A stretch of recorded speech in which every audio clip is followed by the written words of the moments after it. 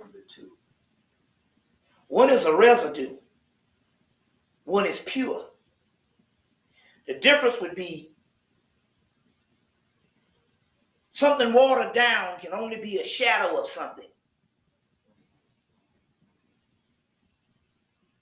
So the capabilities of it is limited because it is not pure. You see, it is not pure. Now, give you an example. I was going to ask you how is that reflected in? Yeah, let me give you one example on a. You could take some acrylic paint. You know, he used to have oil paint. Still got oil paint. Let's take oil paint. You could have oil paint. Then you could take some thinner and put in that paint. And you could thin it all the way down to whereas it could be light. Let's say if you take black, you can thin it all the way down till it might be light gray. But that's the weaker strand. On the other end of the spectrum is pure black. So the difference is one can only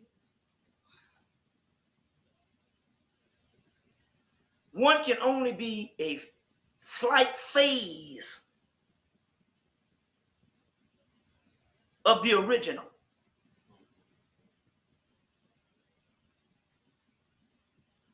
It can only have limited capabilities and sometimes very brief capabilities. Whereas the most potent substance is capable of being all the time if it understands the process and the mechanisms that go into operating that machine. You understand what I'm saying? The other watered down version, number one, might have aspects of greatness at limited amounts of time, or it might just be set. And it can maximize the optimal level of what it can be capable of doing, but not necessarily go beyond that. Whereas the original version can go far beyond that. So, let me give you one other example.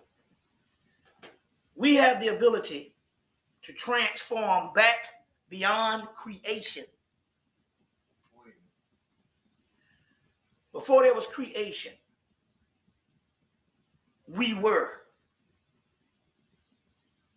Our world is built off of several of the primal worlds that existed before our world. Not necessarily the earth, but our universe is built off of several other primal universes that existed before this universe. This universe is just the later phase of it.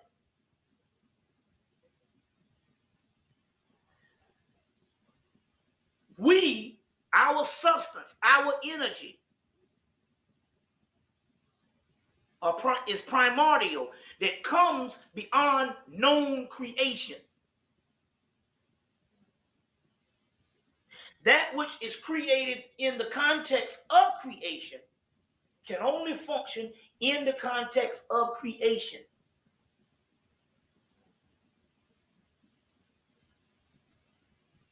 You see? And can only have the ability to copy what is already created for it. Whereas the one that comes from beyond creation has the ability to go beyond this, to go beyond creation, because it came from beyond creation. So it has the ability to go beyond the creation pattern that is set for it, because it's greater than the creation pattern that is set for it. And not only is it greater than the creation pattern that it is set in, it can have no problem creating anytime it wants in that pattern of creation that is limited. If it's at its maximum power, it can manipulate that particular creation that it finds itself trapped in. Whereas that which is created in that particular creation, it didn't come from beyond that creation. He can only copy the manipulation that came from beyond the creation can do so easily by manipulating. So we talk about black man and white man, the essence. You see what I'm saying? In so many words, they only feed off the energy of the real true being. And everything they do, from a social aspect to a physiological aspect to a spiritual aspect, is nothing but borrowing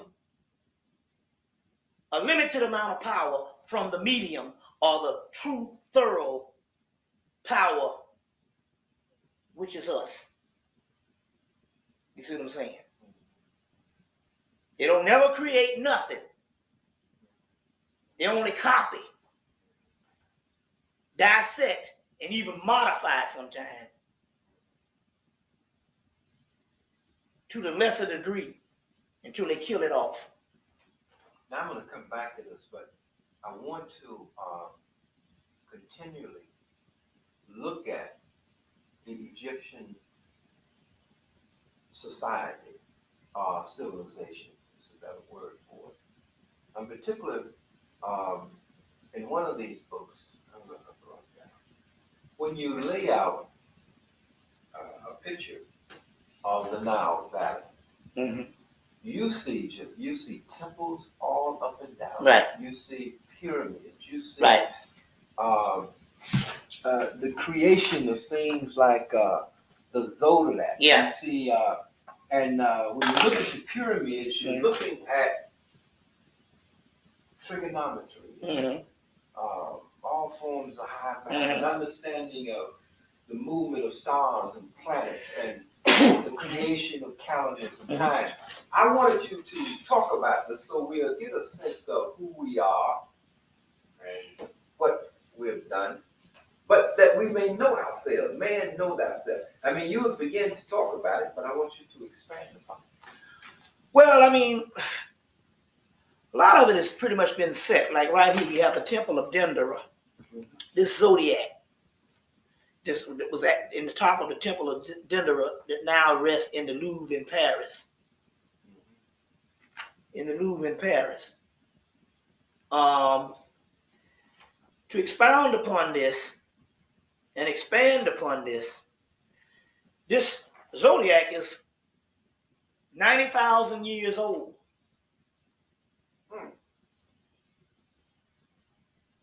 You know, the geomancy states, although the Temple of Dendera that may have this zodiac is one that is built in the Ptolemy period or when the Greek rule. Basically, the Greeks were not in charge of building the temples. The Egyptian priests were. Greeks wouldn't know what to put on.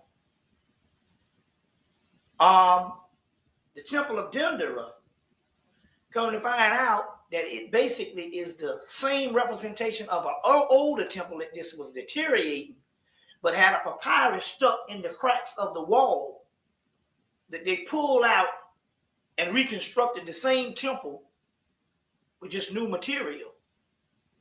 So in so many words, the material might be new, but the architecture of the temple, as well as the metaneta on the temple, is 90,000 years old. 90,000 years old? Yeah. Where do you get that? It's Geromancy states it. He alludes to it also when he tries to break down this zodiac of Dendera in Book of the Beginnings, Volume 2, on the last couple of pages. Well, what are some of the indications that it's 90,000 years old? Why would one say? How would you calculate that? Well, they would calculate it based on the calendar, whether it's a stellar calendar You know what I'm saying? Solar calendar and you know. And what is the oldest? Stella? Yeah. Yeah. Well, and then they would calculate from that is, well, how long the existence can be of the stellar calendar. Then there could be another possibility that would suggest it's 90,000 years old. Is that the white man is holding on to papyruses that suggest, it literally say that it's 90,000 years old. That Gerald Massey, in so many words, had access to when he translated this stuff at the British Museum. Now I know that it can be that way because I in the one I mentioned called the Apocalypse or the Apocryphon of John in the Nag Hammadi Library, they literally go through millions of years of history all the way into the future within 6 or 7 pages. You see. You see. So going back again, mythology can literally tell you that things are that old. And wouldn't it also change the